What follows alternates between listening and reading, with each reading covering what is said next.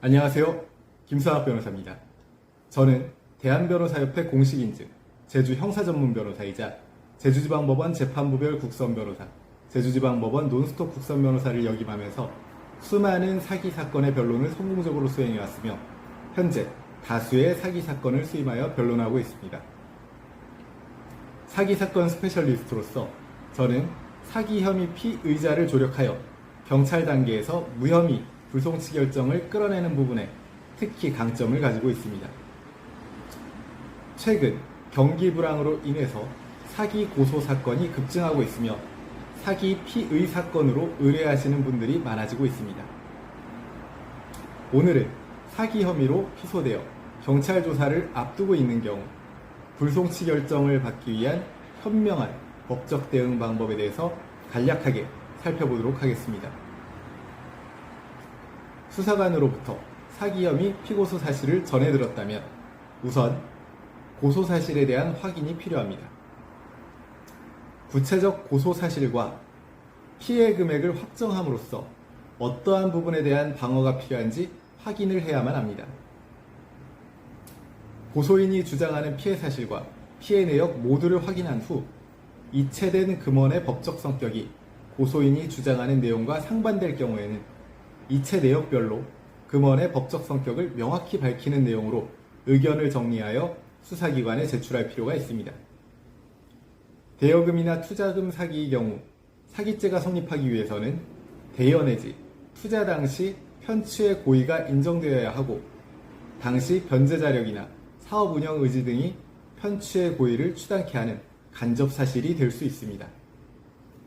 따라서 대여 내지 투자 당시 변제 자력 내지 사업 운영 등에 대한 입증 자료들이 필요합니다.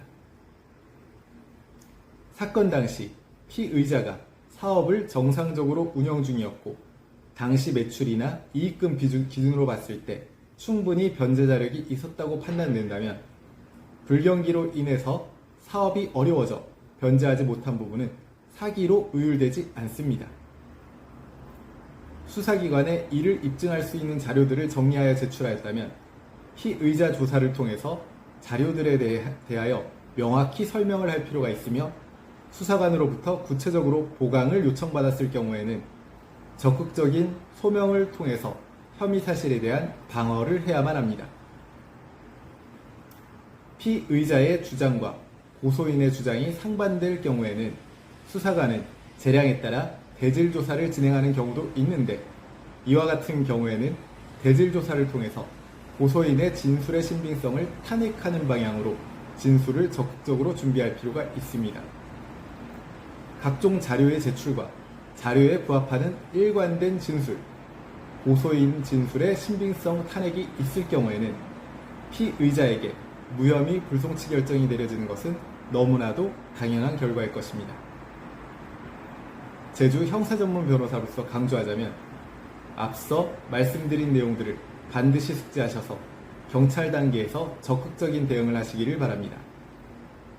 현재 사기 혐의로 수사와 재판을 앞두고 계시다면 언제든지 제주 형사전문 변호사 김성학 법률사무소를 찾아주시면 신속, 정확한 해법을 제시해드리겠습니다.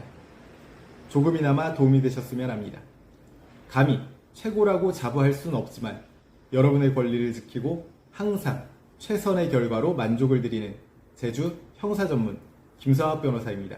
감사합니다.